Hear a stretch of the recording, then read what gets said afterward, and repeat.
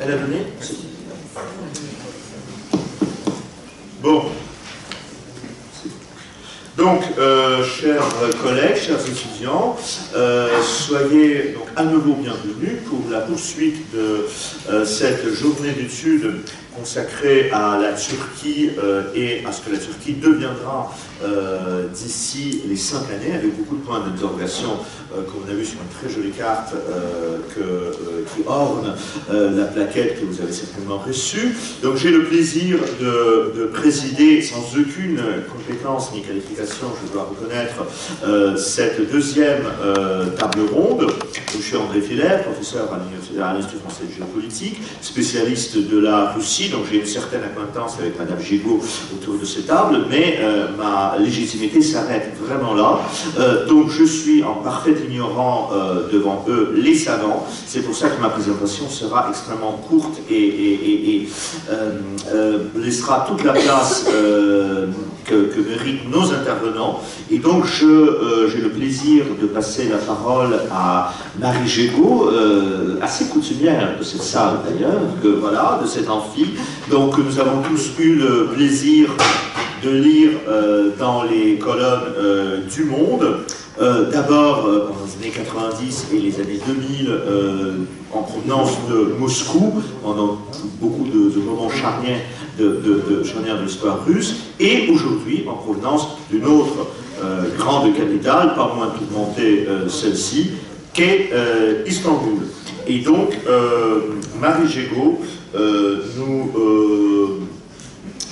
présente sa communication qu'elle a intitulée de manière que je qualifierais quand même d'un peu pessimiste. La Turquie vouée à la récession économique et à la stagnation politique. Pas beaucoup d'espoir là-dedans.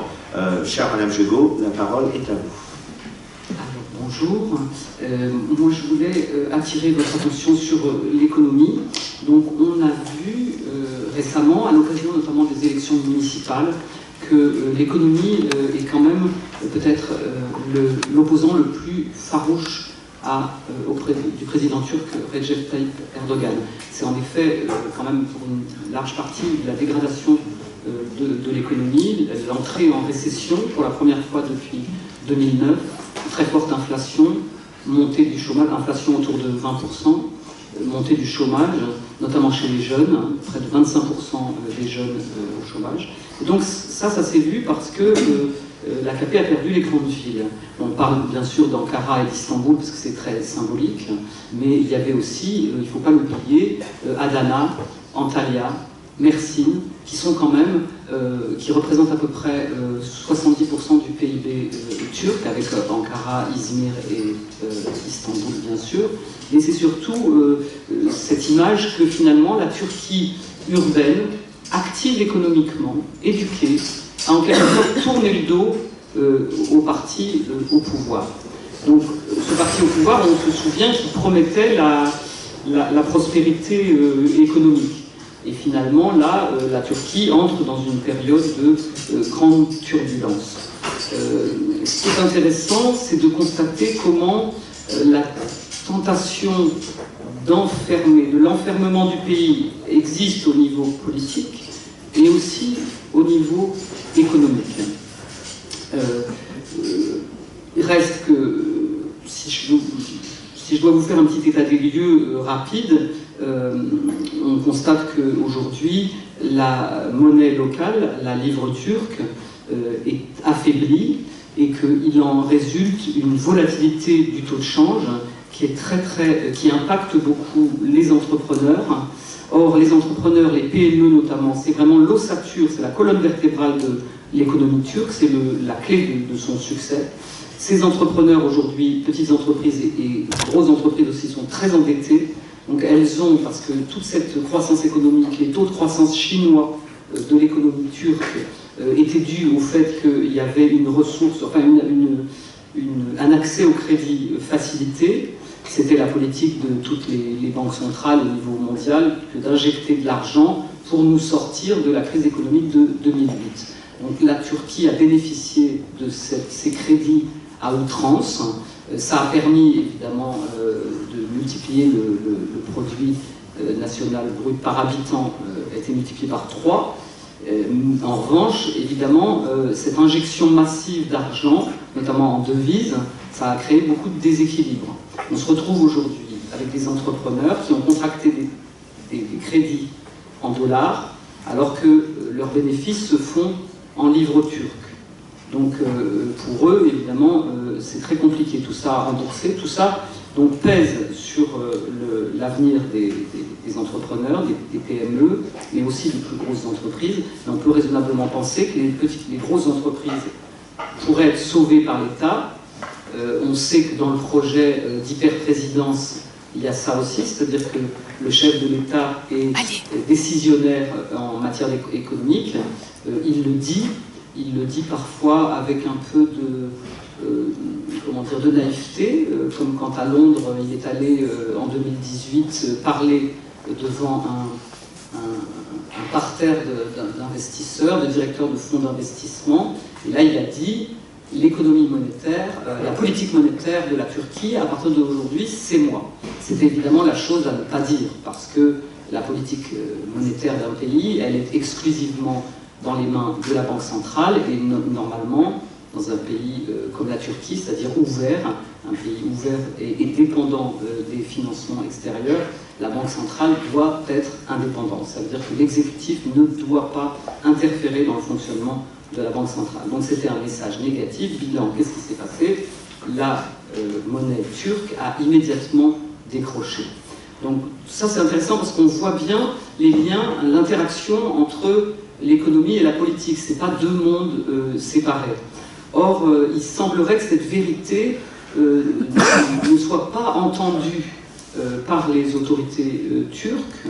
Je vais vous donner un exemple. Par exemple, hier, le ministre de l'économie et des finances, le ministre du Trésor et des Finances turc, M. Berat Albayrak, qui est aussi le gendre du chef de l'État, a annoncé un programme économique de sauvetage, attendu par les investisseurs. Donc le programme est très bien, il n'y a rien à dire dans les mots, c'est tout. Il promet une discipline budgétaire, une discipline fiscale, des réformes structurelles parfaites.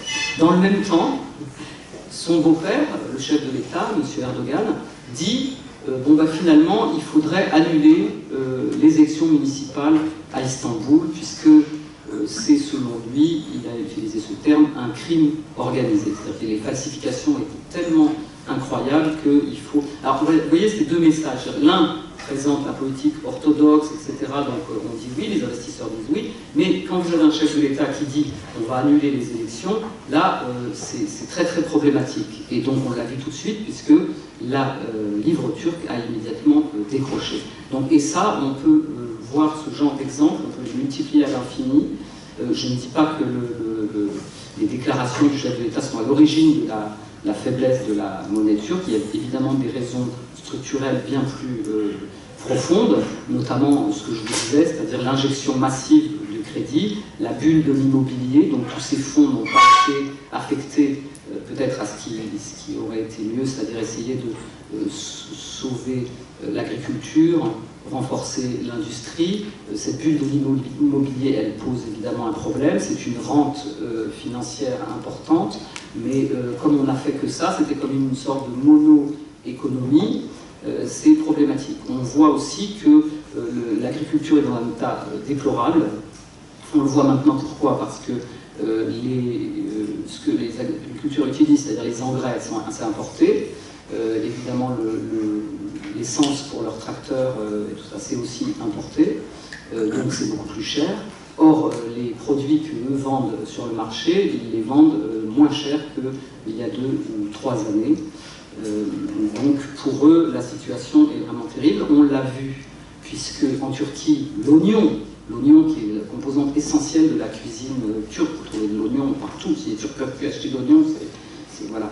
Donc l'oignon a augmenté de 500%, l'aubergine de 70%, la tomate à peu près pareil, 69% je crois. Donc les responsables ont dit tout ça c'est la faute des intermédiaires qui se gavent, ce qui est peut-être réel parce que c'est vrai qu'il y a des prix, les prix sont très très disparates. Néanmoins, pour lutter contre ce fléau de l'augmentation qui est vraiment dans les bouches de toutes les ménagères, tous les gens parle de ça. Bon, il parle aussi de l'augmentation du tarif du gaz et de l'électricité, mais vraiment, l'augmentation des légumes, c'est un truc pour les Turcs incroyable. Voilà.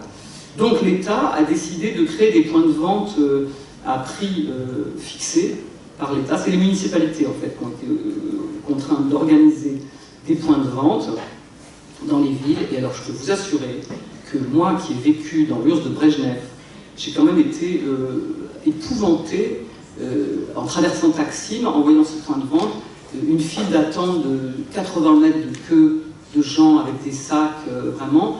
C'était incroyable parce qu'on avait la sensation qu'il y avait en Turquie une pénurie de pommes de terre et d'oignons, alors que bon, pas vraiment, puisque autour vous avez quand même les épiceries qui sont bien achalandées, qui continuent à offrir des pommes de terre et oignons, mais à un tarif évidemment plus élevé. Donc voir ces gens qui font la queue avec leurs sacs en plastique, et puis cette régulation, c'est-à-dire vous avez droit, une dame à côté, j'ai interviewé des gens, une dame voulait acheter 2 kilos d'aubergines, mais elle avait droit qu'à 1, les pommes de terre c'était 2. Enfin, c'était pour moi quelque chose d'inimaginable, quoi. Je pouvais voir ça en Russie parce qu'il y avait une vraie pénurie qui était réelle, c'est-à-dire on pouvait en Russie traverser des endroits de la Russie centrale en 1982, je vous parle, hein, c'est la dernière année de vie de Brejnev, il est mort en octobre, ou je crois en novembre 82. On pouvait traverser des endroits où les gens cherchaient à avoir de la viande, où par exemple le beurre était invisible, voilà, des choses comme ça. Bon, ça m'était familier dans l'URSS soviétique, parce que comme on sait, il n'y avait pas une économie vivante, c'était tout, et c'est bien de là comme ça que tout s'est écroulé. Hein. C'est-à-dire qu'au lieu de fabriquer des saucissons, ils fabriquaient des missiles. Bon, au bout d'un moment, voilà, ils ont payé. Là, on se dit, mais c'est incroyable, parce que finalement, cet enfermement politique, on a l'impression qu'aussi, on en vient aussi à un enfermement économique qui est évidemment absolument impossible. Comme l'a dit très bien Hamid Bozarslan dans la première partie, il a dit il y a des dictateurs qui peuvent se payer le luxe de ruiner leur économie. Oui, c'est vrai. On voit ça par exemple en Russie ou en Iran. Il a dit pour l'Iran. En Russie, c'est un peu comme ça aussi. Et pourquoi? En Russie et en Iran, vous pouvez fermer les portes, c'est pas grave.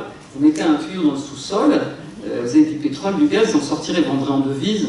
En gros, vous en sortirez toujours plus ou moins. Mais la Turquie, c'est le contraire de ça. C'est-à-dire que la Turquie, c'est un pays ouvert aux capitaux, dépendant des capitaux extérieurs pour financer ses déficits. C'est un pays où il y a énormément de spéculation financière, c'est beaucoup d'ailleurs des capitaux spéculatifs, mais il y a aussi de l'investissement. Et la Turquie, elle est dépendante aussi des hautes technologies, parce qu'elle ne les fabrique pas, même si elle a fait bien des progrès, et qu'elle a, notamment dans son industrie de défense, progresse. Néanmoins, elle est dépendante, extrêmement dépendante de l'extérieur. Donc jusqu'à quel point on peut essayer de fermer le pays, ou par exemple essayer de l'orienter vers la Russie ou vers l'Iran, puisque c'est par nature impossible. Donc la situation économique, on ne peut pas la prévoir pour 5 ans. Ce qu'on peut dire, c'est que pour 2 ans, ça ne va pas bien aller. Pourquoi? Parce que, je vous l'ai dit, l'endettement des investisseurs, des entrepreneurs privés, estimé à plus de 330 milliards de dollars, quelque chose comme ça. Donc en 2001, on se souvient qu'il y avait un fort endettement de l'État turc. Maintenant, c'est un fort endettement du privé. L'État, la dette publique n'est pas tellement élevée. Le problème, c'est la dette privée. Comment va être réglée la question de cette dette privée? On ne sait pas. Pour le moment, il y a des milliers d'entreprises, on estime entre 2000 et 3000, qui se sont déclarées, non pas en faillite, mais il y a une sorte de filet de sécurité que les Turcs appellent concordato, qui est une espèce d'entente entre l'entreprise endettée et la banque. C'est-à-dire, elle n'est pas obligée de faire face tout de suite à ces échéances. On réétale, on restructure le crédit. Pour le moment, c'est ce qui se passe. Mais il risque d'y avoir à un moment une heure de vérité. Donc les banques, évidemment, donc je vous ai dit, cette situation économique et puis la volatilité du taux de change, ça affecte donc les entrepreneurs, 1. 2, ça affecte les banques, parce qu'évidemment, ces emprunts, ils ont été contractés auprès de banques, en majorité des banques turques, même si c'était des emprunts en dollars, évidemment. Donc ce qu'on voit, c'est que la solidité de ces banques va être à l'épreuve. Hier, le ministre a annoncé qu'il y aurait un plan de secours pour les banques, comme ça avait été fait en 2001. Il y a eu un assainissement bancaire qui a été assez réussi et tout ça. Donc, bon, on peut toujours espérer. L'autre gros point noir, c'est évidemment la situation géopolitique instable, et notamment la perspective que la Turquie acquiert les S-400. Donc là, il y a une grosse crise en gestation entre la Turquie et les États-Unis. Les États-Unis ont prévenu, si la Turquie achète les systèmes de missiles russes S-400, à ce moment-là, il pourrait ne pas recevoir les avions de chasse F-35 dernière génération américains que la Turquie fabrique en partie, je crois que c'est que le fuselage en Turquie. Enfin, cette histoire de S-400 risque, parce qu'il y a des sanctions à la clé, les Américains ont menacé de sanctions, parce qu'ils considèrent qu'un pays qui est dans l'OTAN ne peut pas aller se fournir en missiles chez l'adversaire, puisque les S-400, par exemple, sont dotés d'un énorme radar qui permettra de déchiffrer le F-35, l'avion américain dernière génération, qui est un avion furtif. Et donc, les Américains ont peur qu'avec les S-400, voilà. Donc, si la question des F-400 arrive sur la table, et ça ne saurait tarder, puisqu'ils doivent être livrés en juillet, installés en octobre, donc ça veut dire, ça, les S-400, qu'il y a des soldats russes qui vont venir pour les installer et les servir, puisque il n'est pas question que les Turcs servent ces systèmes de missiles eux-mêmes. Donc voilà, tout ça risque de conduire à une crise qui va avoir encore un impact sur la monnaie, et on risque de se retrouver dans la configuration de l'année dernière, quand il y a eu cette dispute au sujet du pasteur Brunson qui était détenu par les Américains, par les Turcs, le pasteur américain détenu par les Turcs, et ensuite il y a eu une sorte de bras de fer entre Washington et Ankara, et ça a conduit quand même à la chute, une chute quand même assez considérable de la livre turque, qui a perdu 30%, et elle ne s'est pas remise depuis de cette perte. Donc c'est pour ça qu'on peut dire que voilà, à court terme, à 2 ans, on ne voit pas très bien qu'est-ce qui pourrait se passer, qui sauverait l'économie turque. C'est certainement pas la Russie, qui n'est pas dans une situation extraordinaire non plus du point de vue économique, et l'Iran, n'en parlons pas, qui vont pouvoir aider la Turquie. Mais le paradoxe, c'est ça, c'est pourquoi aller contre des pays qui sont, par exemple, je prends l'Allemagne. L'Allemagne, voilà, la première destination des exportations turques, là où il y a une très grande diaspora, la plus grande diaspora turque en Europe. Pourquoi voilà, entretenir des relations aussi mauvaises avec son partenaire, voilà, c'est une question. Pourquoi aussi il semblerait que cette idée, l'idée que la détérioration des relations avec les alliés traditionnels occidentaux de la Turquie a forcément un impact sur l'économie. Mais ça, on dirait que ça ne sonne pas aux oreilles des responsables. Donc c'est assez étrange, mais ça veut certainement dire que le niveau d'idéologisation de l'élite politique est tel que, comme on l'a dit ce matin déjà, en quelque sorte, la raison est débranchée. Voilà, il n'y a plus de raison, donc c'est pour ça qu'on ne peut pas vraiment faire des pronostics positifs sur la Turquie, au moins d'ici à 2 ans. Merci beaucoup. Merci.